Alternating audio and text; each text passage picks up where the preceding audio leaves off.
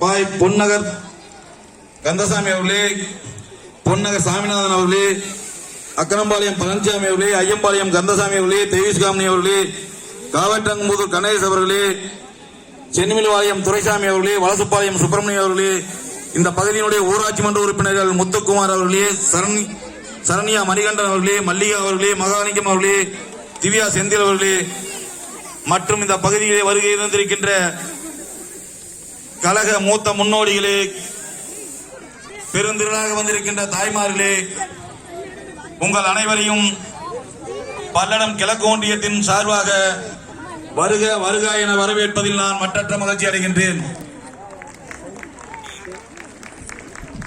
அதிமுகவை ஏன் நிராகரிக்கிறோம் என்கின்ற கிராம சபை, மக்கள் கிராம சபை என்ற ஒரு கூட்டத்தை திராவிட முன்னேற்ற கழகம் தொடங்கி இன்று தமிழகம் முழுவதும் 16,000 கிராமங்களிலே கிராம சபைகள் நடந்து வருகின்றன. அந்த வகையில் நம்மளுடைய பல்லடம் ஒன்றியத்திற்கு உட்பட்ட கிழக்கு ஒன்றியத்தில் இது 7வது கிராம சபையாக, மக்கள் கிராம சபையாக நடந்து வருகின்றது. ஒவ்வொரு பக்கமும் நாம் செல்லுகின்ற பொழுதெல்லாம் அங்கே பெண்கள் அதிகமாக கூடுகின்றார்கள்.